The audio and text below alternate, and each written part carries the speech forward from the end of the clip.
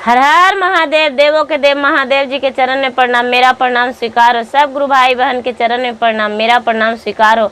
माता पिता के चरण में प्रणाम, मेरा प्रणाम स्वीकार हो। गुरु भाई बहन, मैं एक कथा सुनाने जा रही हूँ। ये बहुत सुंदर कथा है, शिव से जुड़ी कथा है। इस कथा को ध्यान से सुनिए और पूरा सुनिए, इसका रहस्य जानिए। आधी नहीं, आधी सुनने में शिव गुरु का अपमानित होता है, पूरा सुनने में शिव गुरु दया बरसाते हैं, कृपा करते हैं अपना। एक राजा था, वो बहुत बड़ा राजा था।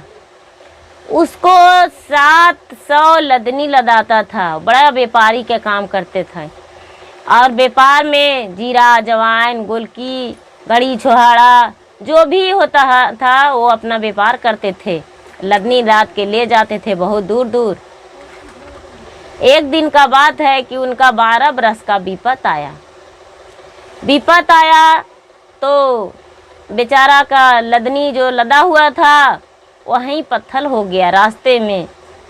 उनका घोड़े घिरसार में हाथी मर गया, और घोड़ा मर गया, हाथी मर गया, जो भी था वो सब मर गया। और जो राजा थे उनका एक बेटा भी था।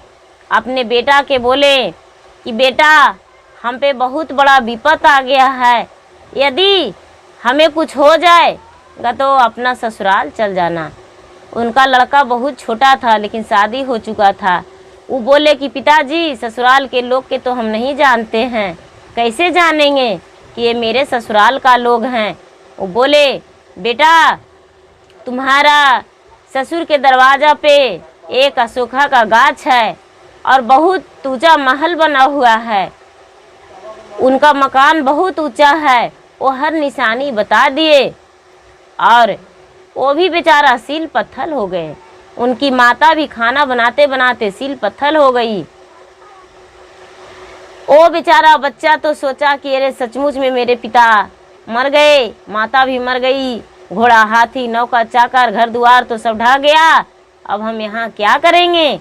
वो बेचारा धीरे धीरे धीरे धीरे अपने ससुराल को चल दिए, क्योंकि छोटा बच्चा थे।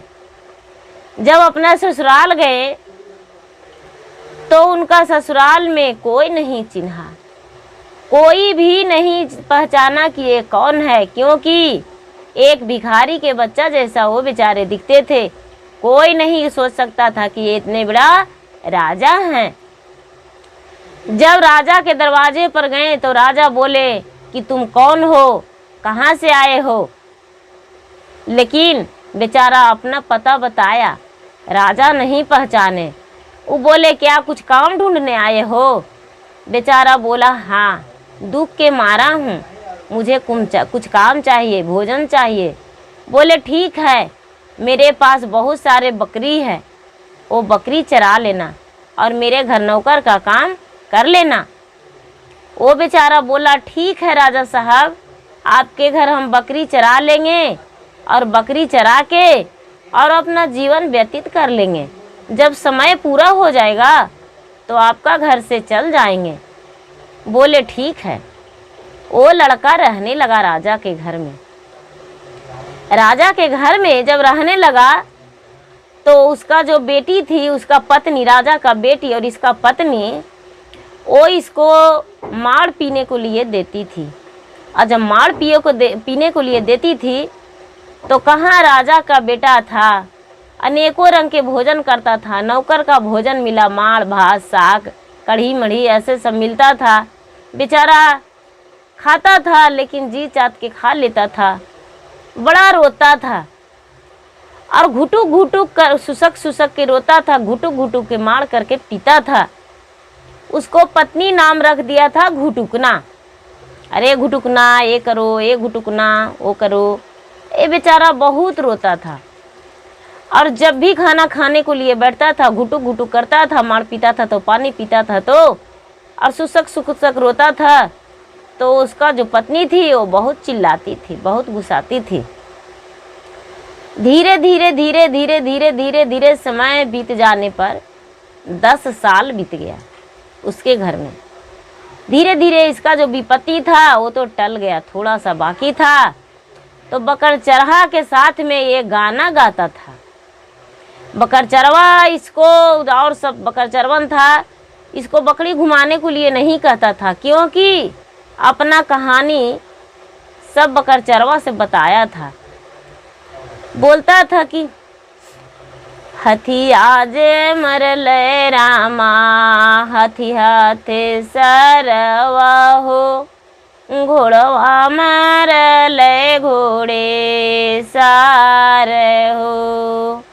700 लदनिया रामा, भैल सिल पथलवा हो, माता जे होई गैले सील हो।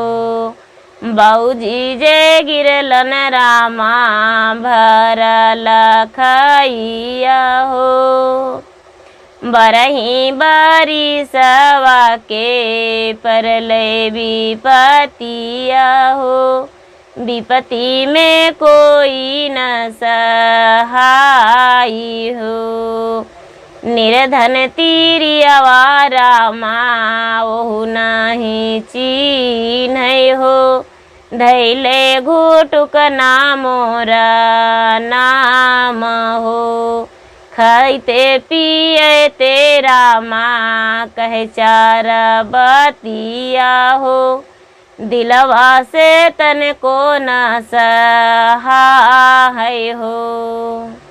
ये बेचारा अपना दोस्त से कहता है, क्या कहें, हमको 12 बरस का विपत था, माता मेरा सिल पत्थर हो गई, पिता खाई में गिर गए हैं, 700 लदनी कितनी था वो सब सिल पत्थर हो गया, हाथी जहाँ बंधाता था वहीं सिल पत्थर हो गया, घोड़ा बंधाता था वहीं सिला हो गया, धन संपत्ति मेरा सब नष्ट हो गया। विपत के मारे अपने ससुराल में आए और मेरा पत्नी चिन्हने से इनकार कर गई है, घुटुकना नाम धर दी, खाते पीते 4 बात सुना देती है, अब मुझसे बर्दाश्त नहीं होता है, क्या करूं। ये बेचारा ऐसे करके अपना दोस्त से समय बिताता था। एक दिन के बात हुआ कि राजा का घर में एक दाई थी, वो झाड़ू लगा रही थी और दाई के देख के और अपना गाना शुरू कर दिया। बरही बरिसवा के परले विपतिया हो, विपत्ति में कोई न सहाय हो। हथिया जे मरले रामा, हाथी हाथे सरवा हो, घोड़वा मरले घोड़े सार हो। मैया जे भैलई रामा, सिलरे पथलवा हो, बाबूजी गिरलन भरी खाई हो। 700 लदनी रामा, भैलई पथलवा हो, विपत्ति में कोई न सहाय हो।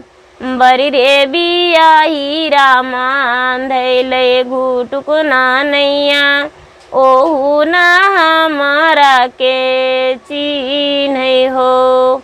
दाई सुनी से बोली, अरे घुटुकना बहुत अच्छा गा लेते हो, अरे तुम्हारा गाना तो सुनने लायक है, बहुत अच्छा गाते हो। इसका जो पत्नी थी वो बोली, अरे क्या है, क्या बतिया रही हो दाई। दाई बोली, रानी साहब ये जो घुटुकना है गाना गाता है, बड़ी अच्छा लगता है। वो भी गाने को लिए बोला, उसके सामने भी ये गाया तो बोला, उसके माँ आ गई।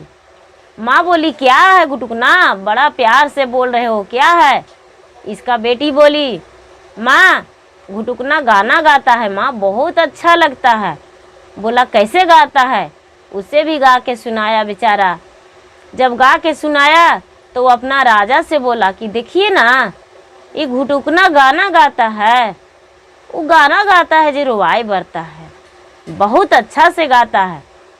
वो बेचारा राजा अपना कचहरी में बुलाए और कचहरी में बुला के घुटुकना के बोले कि अरे सच में तू गाना गाते हो, जरा हमको गा के सुनाओ भरी दरबार में, हम तुम्हारा गाना को सुनेंगे। वहाँ पर भी बेचारा गाने लगा, बरही बरिसवा के परलई विपतिया हो, विपत्ति में कोई न सहाई हो। मैया जे भइल लय रामा सिलरे पथलवा हो, बाबूजी गिरलन भरी खाई हो। हथिया जे मरलई रामा हथिया ते सरवा हो, घोड़वा मारलय घोड़े सार हो। सात सोलदनी रामा भइलई पथलवा हो, विपत्ति में गेली ससुरार हो। बरी रे बियाही रामा धैलई घुटुक नैया, खैते पियते चार बात हो।